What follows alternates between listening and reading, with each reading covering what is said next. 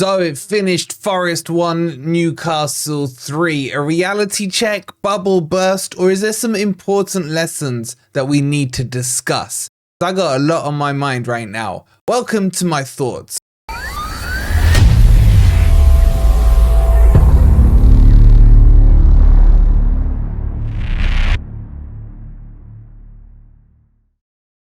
Good morning, good evening, or good night. Hope you guys are doing well. And welcome to FFTV, where, my God, is there anyone who doesn't want a piece of me? I've had Geordie mates who I haven't spoken to in about 20 years, suddenly finding my number. And anyway, if you're enjoying the content, please don't forget to hit the like button. Make sure you subscribe to Forest Fan TV. And don't forget, we got Gore coming up tonight at about 8:30. I'll be on Loaded Mag at 6:30 because they're salivating at getting me on. Boys, you don't know what you're letting yourself in for. I'll tell you that now. And don't forget to check out the sponsors of today's video, Carrera, where you can trade with players as if they are stock. Literally, you can make money. And if, like me, you trust the boys like Murillo, his price is flying right now, especially after he scored a goal. Obviously, the hype's all around him.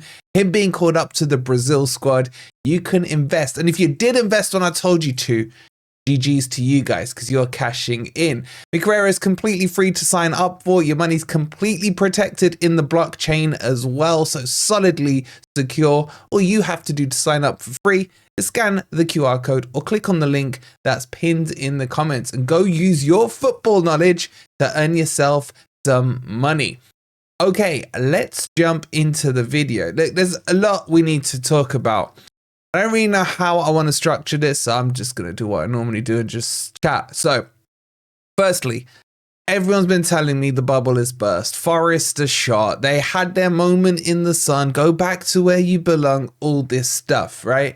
And I say, screw you all. The bubble hasn't burst. I don't think it's going to burst, and it will continue. Why do I say this? Because we're still 5th in the league. On merit. No one can take it away from us. And the fact that these other fan bases are there talking about Forest, saying, oh, your bubble's burst and what have you. This time last year, no one wanted to talk about Forest. No one outside of our fan base was discussing what Forest are doing. Is this a crisis and whatnot? If you look at the league right now, the gap between 3rd and 10th is literally 3 points. If Spurs hadn't lost to Ipswich... Sorry. I'm just cheering you guys up. Spurs, if they'd won that game, would have been 3rd in the league. They now sit 10th in the league. If Forest beat Arsenal and a couple of results go a certain way after the stupid international break, Arsenal will be 10th. It's crazy right now. It almost feels like a championship table where if you went on a run of 2 or 3 games, you suddenly jump from 12th to 4th or whatever. You know, those days that we don't want to remember. So that's why I say the bubble hasn't burst. And then they come at me with the whole, oh, you know what? Hold on, I just need to adjust my camera, OCD. Oh, you know what? You've got a horrific December. I guarantee you on Loaded Mag tonight, they'll be like, oh, you haven't played anyone decent. Again, Anfield, Liverpool, Chelsea, at Stamford Bridge. Newcastle were a good team. I'll talk about them in a second. All these teams that are meant to be the good teams, I think are the ones that Forest are going to do well against. Why? Because it suits our style of play. You look at how we won at Liverpool. Liverpool tried to come onto us, created space, allowed Callum Hudson-Odoi to get in behind and score. It was same with Chelsea as well. So I think these games coming up, honestly, I've been saying I was more worried about this Newcastle game than I am about the Arsenal game coming up, because Arsenal will probably play into our hands.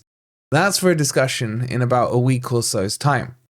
But we have to talk a little bit about our state of mind in terms of where we think our players are. Are we getting above station on certain players, etc., etc. Look, what this game taught me yesterday is that the squad still isn't deep enough. It's good. It has depth to it, but there's levels of depth. I think we're missing my boy Sangare. You're not going to be like, oh, here we go, Sangare. But I just think we need, and what I mean by Sangare, let me say a player like Sangare, the physicality of a Sangare. I felt we got bossed in the midfield by Newcastle yesterday. They play with a 3 in the middle. We were playing with a 2. There was a man overload there. I thought Dominguez had to do too much work pretty much by himself. I thought he was good yesterday. And then the main one I want to talk about is Chris Wood. Now, I think we don't have an alternative style to Chris Wood. And what do I mean by that? Yesterday, I thought Dan Burn and Shah played really well against him, marked him out of the game pretty much. He couldn't get a touch. I think he got one touch in the Newcastle box. Now, I don't blame Chris Wood for that. I think the service around him yesterday was atrocious. But in those type of games, I want to see a different dynamic. I want Nuno to be able to look to the bench and think to himself, all right, this isn't working. This style of player right now isn't working. Newcastle know him. He was an ex-player, etc. We need to spice it up with someone a bit more dynamic, someone who's going to make some runs, drag some defenders out, etc. You know, and yes, you could argue he could have done that with maybe Jota Silva yesterday, put him up front, but he's not a renowned 9, but can play in that position. The point I'm making here is this January transfer window is extremely important. Nuno and Marinakis and the recruitment team and Edu, once he's confirmed, need to look at the squad and think about plan Bs. Now, I think Forest have an outstanding plan A and an outstanding plan B when we're winning.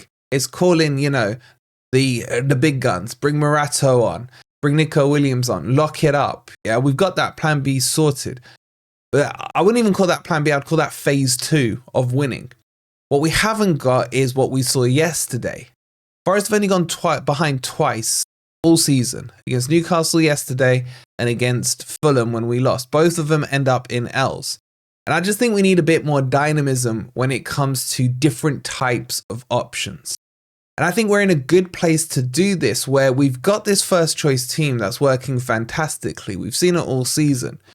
But what is our alternative? What is our plan B? What do we do when we can't break a team down, or they don't leave us the space for a counter attack or a quick progressive, attack down the wings, etc. That's the bit I think we need to improve within the squad in January. Now, in terms of the performances, there was a lot of stinkers there. I saw a lot of you guys going on about Morgan Gibbs-White having a crap game. I think, if I'm being honest, I think a lot of you are jumping to that prematurely. He's still coming back from injury. If we're honest, he may have one half an eye on the England call-up, doesn't want a repeat of what happened last time. So I understand it. I don't think Morgan Gibbs-White is shot by any stretch of the imagination. And I still think he's probably our first choice 10. I think Anderson was amazingly better when he came on, but again, he's carrying knocks. I actually think that this international break is coming at not too bad a time. I know it's horrible to sit on an L for 2 weeks or 12 days or whatever it is, but we have to. We have to. And this allows us to look at the squad. I think this is the key point I want to make today. We still need some depth in the squad. We need another number 6. Yates is not a 6. Dominguez isn't a 6. Who else we got in that midfield? Ward-Prowse isn't a 6. Danilo's still injured. Sangare should be back, we think, just after this international break. But his injury record hasn't been great at Forest.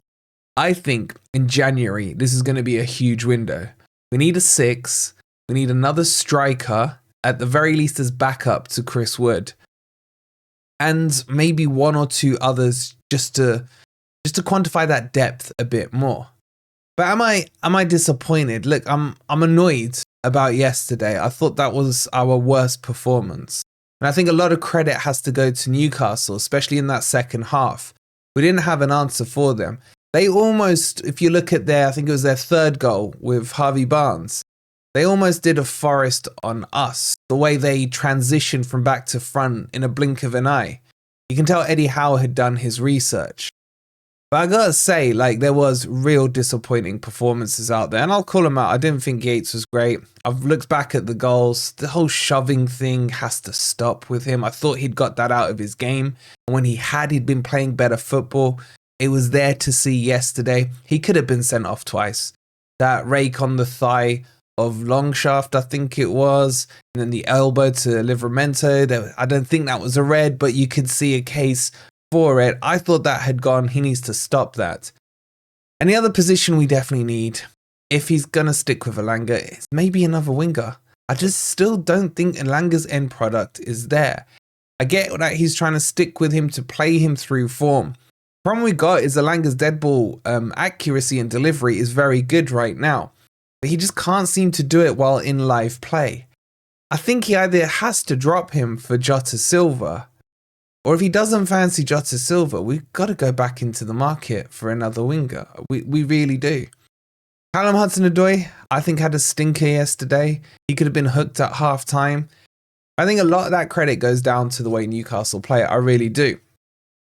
And I look ahead to Arsenal, and I'm honestly, at this stage, not worried. I think we can take them on. They're not in a good state of mind. We had Newcastle coming to us who are playing well. They'd just beaten Arsenal. They'd just beaten Chelsea in the Cup. Arsenal, there's going to be a lot of pressure on them. And they're going to have to come at Forest at the Emirates. And they're going to have to push up high, which could create and play into our hands, leaving that space in behind. But overall, yes, I'm hurt and disappointed by the loss. But this is football, man. We've seen plenty of L's in all our lifetimes supporting Forest. It's nothing new. It's just the fact that we were really building some good momentum. And another win would have been fantastic. But listen, we'll break this down fully on Grumpy Old Reds tonight. I'm sure the boys have their own thoughts on it. I want to hear your comments down below. Are you worried, or is this a blip, or is it what you expected? Has this changed where you think Forest are going to finish this season? Let me know in the comments. I'll be interested to read them.